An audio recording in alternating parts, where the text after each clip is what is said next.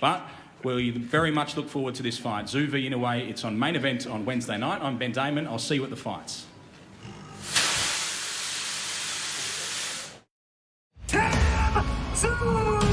They're not going to face off the fighters? What the hell was that steam? Did y'all see that? What the hell was the... Weigh in at midday what here was tomorrow. That? But we very much look forward to this fight. Tszyu v Inoue, it's on main event on Wednesday night. I'm Ben Damon. I'll see you at the fights.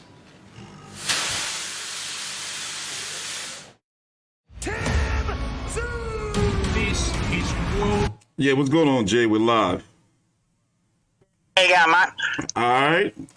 Looks like I forgot that sometimes when main event does the streams, they don't face off the fighters, you know, or they up like. No, they didn't do a face off. Yeah, normally sometimes they do, sometimes they don't. Yeah, that's a little. Right. That's a little weird for me. But what did you think for the other press conference? I mean, it bored me to tears. I mean, I expected, you know, I didn't really expect too much, but we did see a little bit of personality from Tim Tsyzu.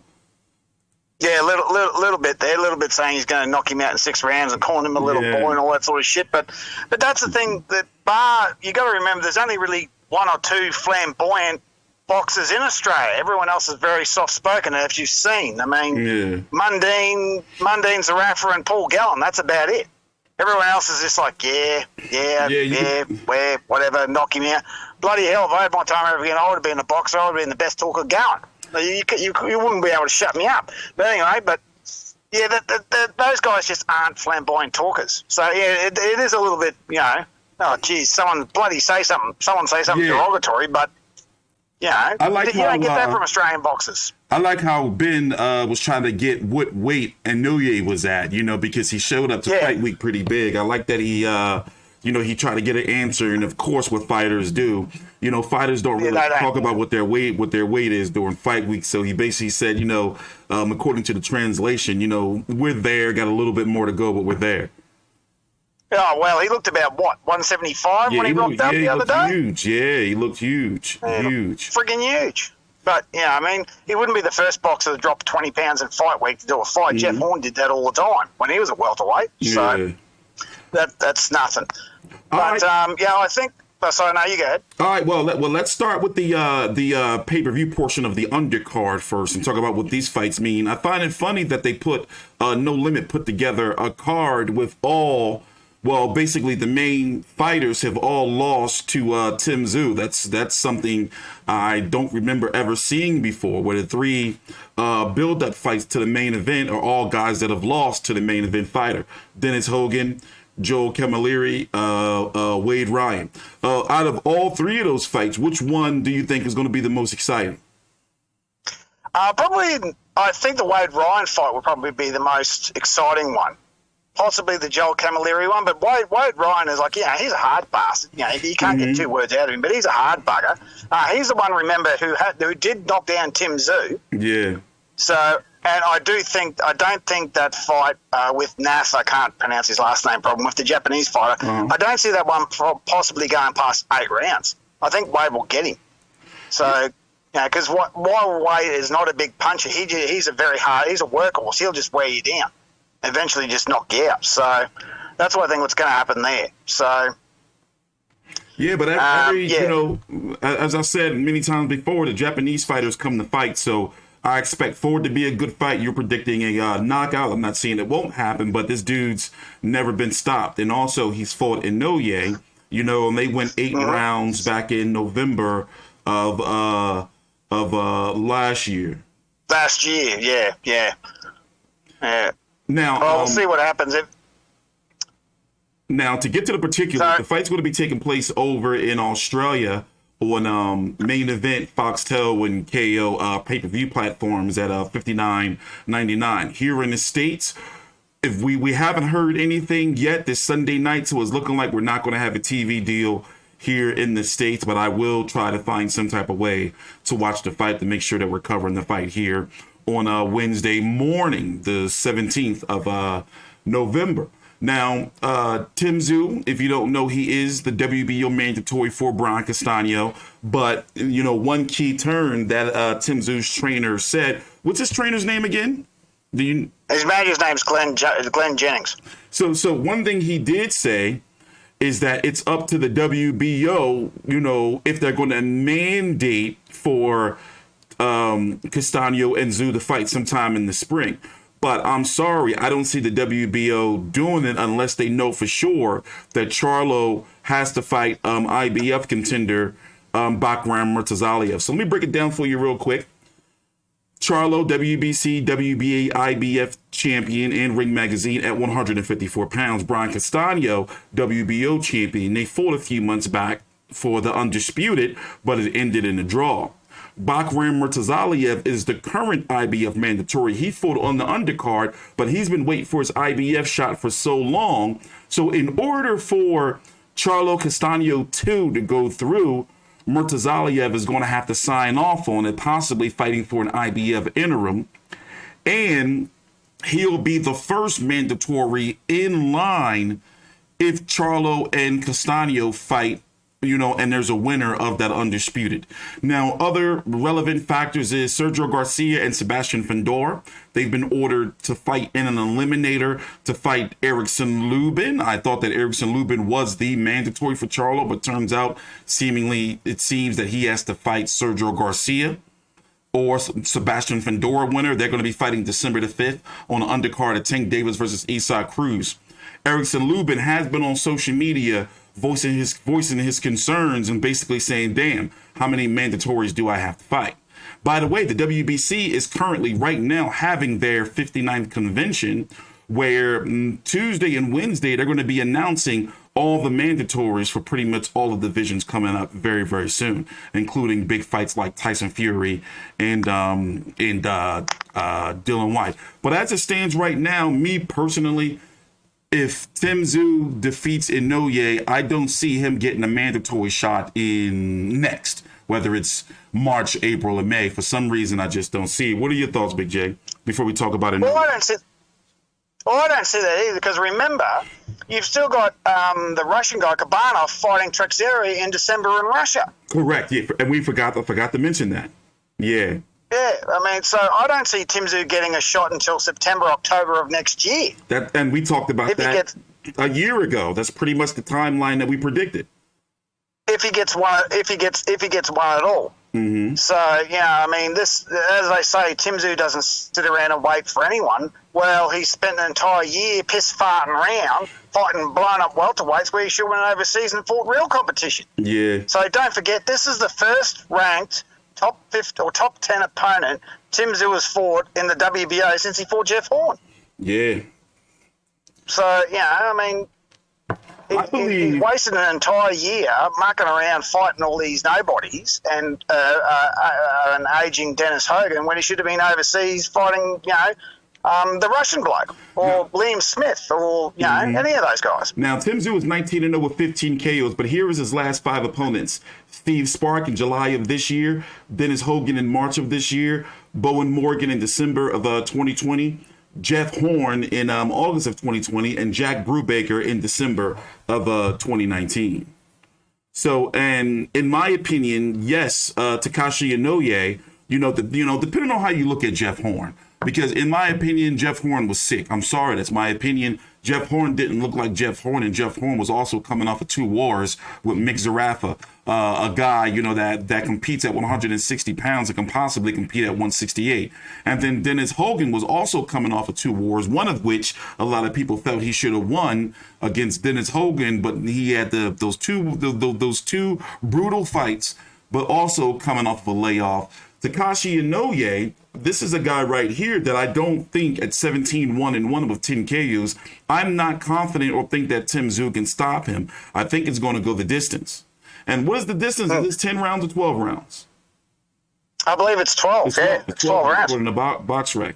He hasn't been stopped ever in his career.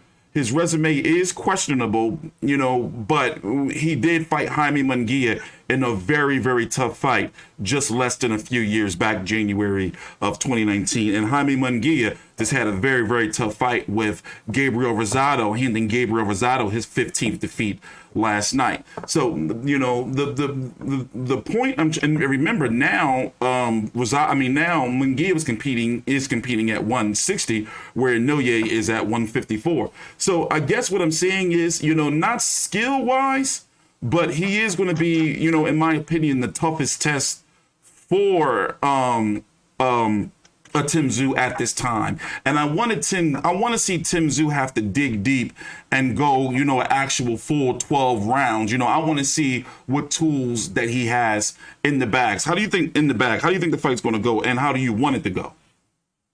Well, I mean, I'm going to say it. I want Tim to lose. So I think he needs a loss. It'll probably do him a lot of favours. But I think Joel Camilleri hit the nail right on the head in the press conference where he said, people are saying Tim's going to get an early knockout. Yeah, that's not going to happen. A late knockout or even a points decision. I think it's going to be 12 rounds, a narrow win to Tim Tszyu. Mm-hmm. So, and I think because Joel, you know, Joel's fought him, Joel's sparred him all the time. Out of all those fighters, Joel's got the most experience with him, and he predicted that, you know, Tim would, you know, come out and topple Jeff Horner. I didn't believe him, and he did. So I'm going with what Joel says, because out of everyone in that press conference, he's got the most experience with him. So I think, yeah, a narrow or points decision to Tim Tszyu personally. That's the way I think it's going to go. That's not the way I want it to go, but I think that's the way it is going to go. Yeah, I think it's going to be a points decision as well. And if Tim Tszyu does win, I think it makes perfect sense for him to fight the winner of Castano versus Teixeira. You know, if he can't get Castano, or the WBO doesn't mandate Castano. But as it stands right now, the whole 154-pound division is waiting on what's going to happen with Murtazaliev and the IBF, because nobody can make any moves till then. And both sides, Castano's side and Charlo's side, has been quiet, but we do know something is going on. And that's the fight right now that, you know, is going to decide where the division goes. But as it stands right now, Tim Tszyu, if he beats Inoue, he's going to need another fight, and it's going to have to be, you know, a guy like the names we mentioned, whether it's a Kurbanov, Murtazaliev, a Teixeira, a Liam Smith. Hell, if he fights even the loser of Sergio Garcia versus Sebastian Fundora. But as we talked about, you know, the way things are looking, I really don't think that he's going to get a title shot, or, you know, or he's going to be ordered, you know, to actually get his title shot until, you know, maybe, as you said, you know, August, September, October of 2022. So in the meantime, he's got to rack up wins, kind of like Dylan White. You know, well, Dylan White may be getting his title shot, and get fights and put on fights that is actually going to grow his profile. Well, the smartest thing for him to do is to fight Murtazaliev, because he's the number one contender at IBF. Yeah, he needs another fight. So, yeah, right, mate, I'll put on my title shot against yours. Winner gets the pick of who they want. And it's that's possible, smart business. And it's possible that they can fight for an IBF interim title. That's possible. And that would be a massive fight. I mean, where's Murtazaliev? He's a Russian, isn't he? Yeah, he's Russian. Oh, fuck yeah, they'll make that happen. And so, then, look, I mean, that would be a massive... Yeah. Tim Tszyu's ranked number 3 by the IBF. It's very, very possible. It's very possible. It's very, very... It makes perfect sense, because I honestly think that... I think the IBF will make Charlo fight Murtazaliev. It's only... How long has that poor bugger been waiting? Yeah, he's been waiting. It's going... Yeah, it's about a year, and it's a while. You know, and the IBF doesn't make... You know, money talks and bullshit walks. But one thing the IBF has shown us is that they're strict, but they have had interim situations before. But in this case, I don't think they can push this fight off. I think, you know, something's going on there. But yes, yeah, I think that Charlo may have to fight. My heart's saying that Charlo's going to have to fight Murtazaliev. Well, I mean, remember, the IBF has put up with a lot of bullshit with the Lopez Cambosis thing, and they haven't changed their minds there. So it's only fair that old mate gets his title shot at Charlo. Yeah. And Castano just sits back and waits, or has an easy defense, and then fights Tszyu. But also, yeah, exactly, because even though he's the mandatory, he hasn't been ordered to fight him. So therefore, Castano can possibly have, interim fight before he's actually ordered to fight Tim Tszyu. But then if that comes around, you know, Castano can still choose to fight the winner of Charlo versus Murtazaliev. And that further pushes back Tim Tszyu because a unification, especially with the WBO, has shown us trumps a mandatory, especially if it's going to be for undisputed. So it's going to be really interesting to see what's going to happen in the next couple of months with the IBF and the WBO at 154 pounds. But closing thoughts? Well, here's an interesting thing. Main event has gone absolutely apeshit again, and they're showing every single, I think the last 6 or 7 fights of Tim Tszyu in succession. 1 o'clock versus Brubaker, 2 o'clock versus Horn, 3 o'clock versus Hogan, 4 o'clock. They're just showing fight after fight after fight. They're even showing his earlier fights. Now, this is something that they normally don't do unless someone's having a title shot or it's Mundine versus Danny Green. So I think main event's getting a little bit out of control here with how much thing they're putting on Tim Tszyu. Yeah, but this is every fight now you say this. For the last 3-4 fights now you've been saying this.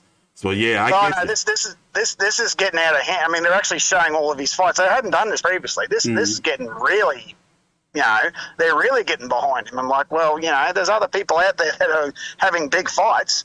Yeah, but, if you look, because if he loses, you know, and put it this way, if he loses, the fans of Fight U360 need to get prepared for the most extreme post-fight interview ever, because I'm going to just go hardcore if Tim Tszyu loses. Yeah, so stay tuned for that if he loses. There's the warning, but also earlier this week and actually yesterday, we saw a big upset with 35-year-old long in the tooth. People thought he was done. Kiko Martinez beat Kid Galahad. So listen, upsets and Terry Harper got her ass kicked too. Yeah, so Terry Harper got her ass kicked too. Upsets can happen. Jose Benavidez on the Showtime card, brother of David Benavidez, who fought Terrence Crawford a few years back, got a gift decision against an Argentine out of nowhere. You know, so, you know, and Inoue has a chance, especially since Tim Tszyu hasn't seen, you know, Japanese fighters, especially Japanese pressure fighters, guys like Yoshihiro Kamagai, like they come, even though they're not defensively sound, they lead with their face, but they're hard to stop and they keep coming forward, you know, the samurai, you know? Yeah, exactly. And our record against the Japanese is pretty much 50-50 now. They've caught up. We were leading there, but since the other Inoue, Naoya Inoue knocked out Maloney and Billy Dibb lost to a Japanese guy a while back, it's about 50-50 now. So if I was to go through all the records, I think it's about 50-50 between us and the Japanese. So I'm really looking forward to it because I'm sensing something here. I'm sensing something. I don't know what it is. It's just something I'm just sensing about this fight. I don't think it's just going to be it's certainly not going to be a run-of-the-mill fight for Tim Tszyu. Anyone thinks this is he's going to walk in there and belt the daylights out of him, knock him out in 5 rounds. That's not going to happen. This bloke fought Jamie Munguia at the peak of his powers at 154, and he couldn't knock him out. Yeah. And he's turning at 160 now. Yeah. So by the way, the Inoue aren't related. Just to point that out there. No, they're not. They're not. They're not related. So a lot of people think they're cousins. No, they're not. So well, we are going to be here for next is the weigh-in. Yeah, we're going to be here streaming the weigh-in. The weigh-in is what, 24 hours, right?